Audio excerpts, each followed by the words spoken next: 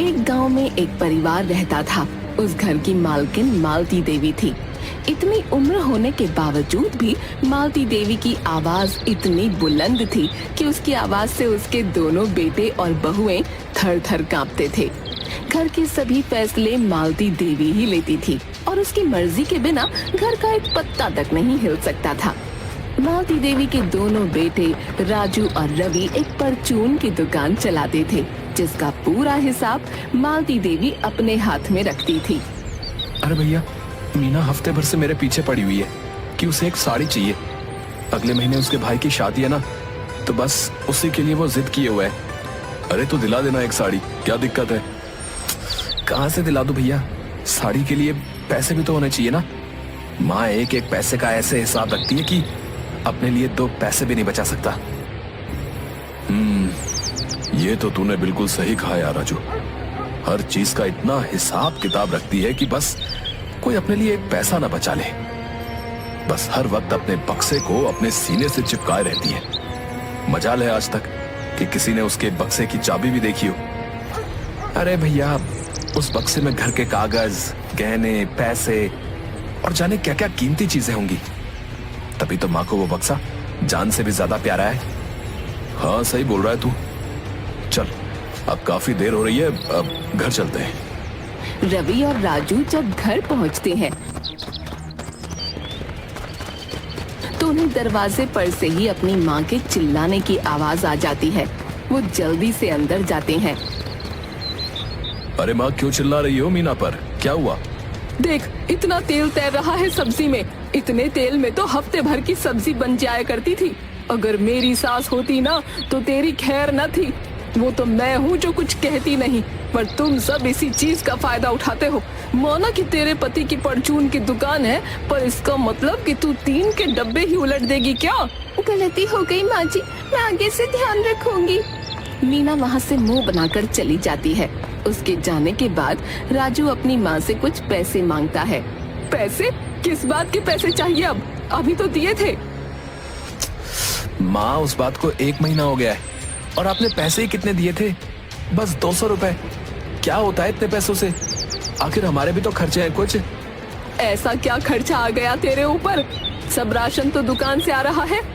अब मीना के भाई की अगले महीने शादी है, तो उसे कुछ कपड़े लेने हैं। अच्छा भैया, अब मैं समझी। ये सब तेरी बीवी का किया धरा है। साड़ी की फरमाइश आई है मैडम की, तभी पैसे मांगे जा रहे हैं। पर तू भी सुन ले मेरी एक बात कान खोल कर। 1 पैसा नहीं देने वाली मैं तुझे। इतनी साड़ियाँ पड़ी हैं, उसी में से पहन लेगी। और ज्यादा चूचा की ना तो जाने भी नहीं दूंगी। इसी बात पर तीनों में झगड़ा होने लगता है और आवाज बाहर तक जाने लगती है। तीनों आपस में लड़ ही रहे होते हैं कि इतने में वहाँ रामू आ जाता है। अरे अरे, ये सब क्या हो रहा है भाई? अरे आप सब लोग लड़ क्यों रहे हो? रामू, मेरा बच्चा तो शहर से आ गया। अच्छा हुआ बेटा जो तू आ गया। देख तेरी माँ के साथ क्या हो रहा है, कैसे दोनों मियाँ बीवी तेरी बूढ़ी माँ पर चिल्ला रहे हैं। क्या हुआ भैया? क्या हुआ भाभी? आप क्यों माँ से लड़ रहे हो? 1 पैसा नहीं देती है हमको, हम इसी बात की लड़ाई लड़ रहे हैं।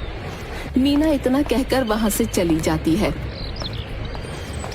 राजू सारी बात रामू को समझाने ही लगता है कि मालती देवी जोर जोर से रोने लगती हैं। और राजू को कुछ भी बोलने नहीं देती। रामू अपनी माँ को गले से लगा लेता है।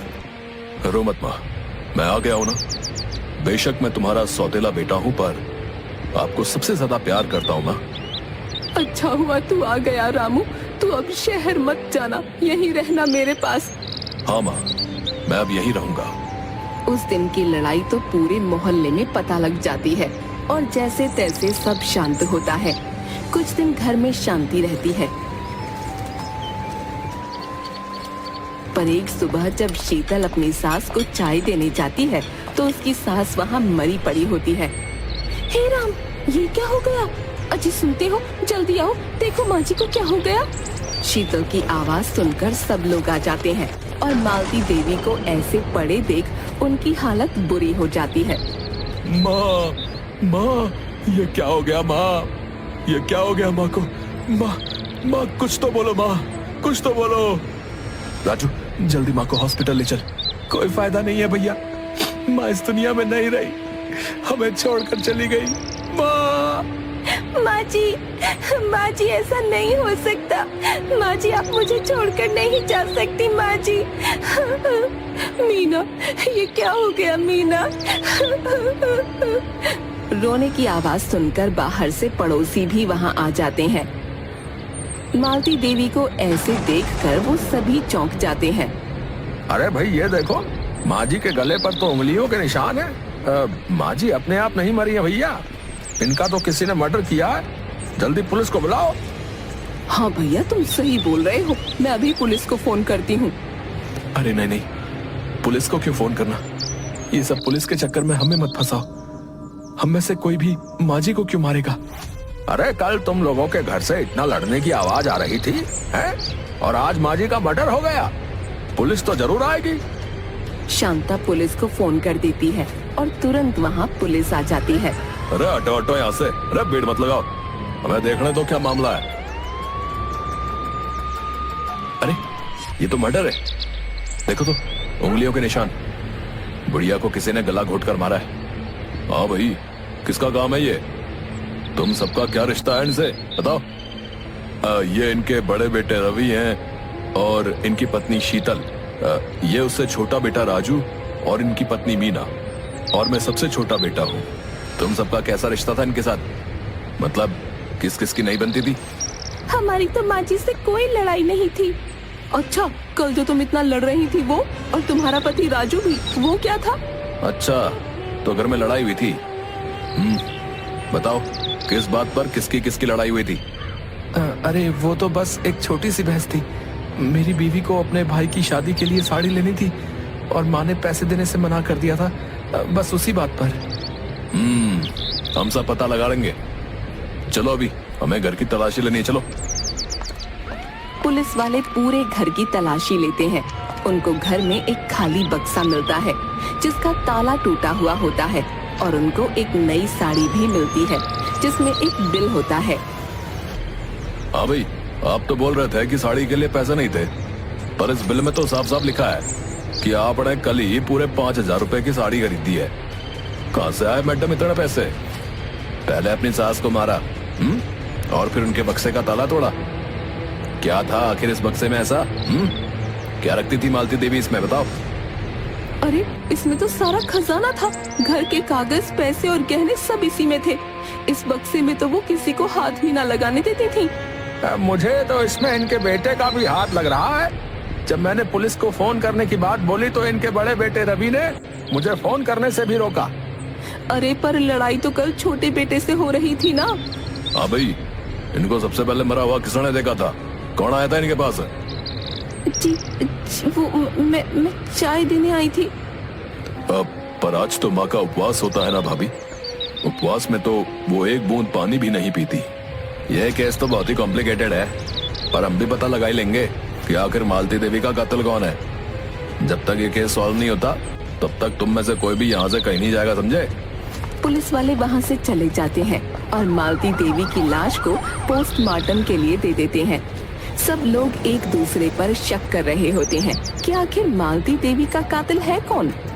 पुलिस वाले अपनी छानबीन के लिए अक्सर घर आकर पूछताछ करते हैं।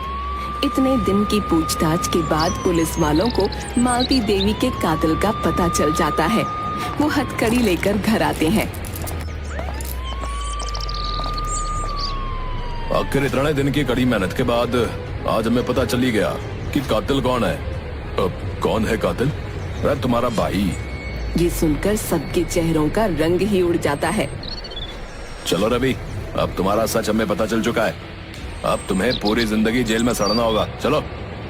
आप क्या बोल रहे हैं? ये माँ जी को नहीं मार सकते, आपको गलतफहमी हुई है। हे भगवान, भैया आपने ऐसा क्यों किया भैया? रवि चुपचाप अपने आप को हथकड़ी लगवाता है और पुलिस वालों के साथ चला जाता है। वो किसी को एक शब्द भी नहीं बोलता भी कैसे? आखिर वो एक कातिल जो होता है, वो भी अपनी माँ का कातिल। शीतल सर पकड़कर वहाँ बैठ जाती है और खूब रोती है। पूरे दिन घर में मातम छाया रहता है। शाम को भी सब ऐसे ही चुपचाप उदास बैठे होते हैं। अच्छा, मैं अब चलता हूँ। तुम कहाँ जा रहे हो?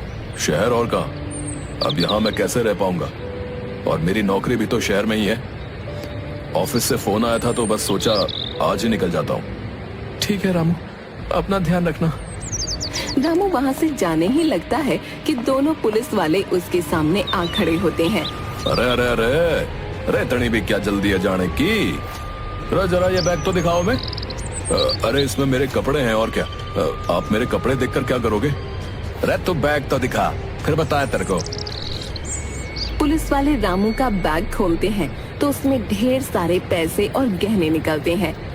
ये देखकर शीतल, राजू और मीना हक्के बक्के रह जाते हैं। इतने सारे पैसे, और ये तो माँ जी के गहने हैं। हाँ भाई, मालती देवी का कातिल कोई और नहीं बल्कि उनका सौतेला बेटा रामू ही है।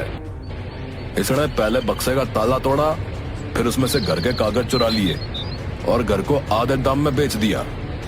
उनके सारे गहने ऊपर पानी की टंकी में डाल दिए और आज सब लेकर फरार हो रहा था। उस दिन हमने इसके हाथ में चोट देखी और इसके कमरे में हथौड़ा भी। इन सब में हमारा रवि ने साथ दिया ताकि रामू बेफिक्र होकर जब यहाँ से भागे तो हम इसे आसानी से पकड़ सके। चलो भाई चलो, अब जेल में मजे करना, चलो। रामू का सारा प्लान बर्बाद हो जाता है। पुलिस वाले रामू को पकड़कर ले जाते हैं और रवि वापस घर आ जाता है। शीतल रवि को देख बड़ी खुश होती है और उस दिन सब लोग इतने दिनों बाद सुकून की नींद सो पाते हैं।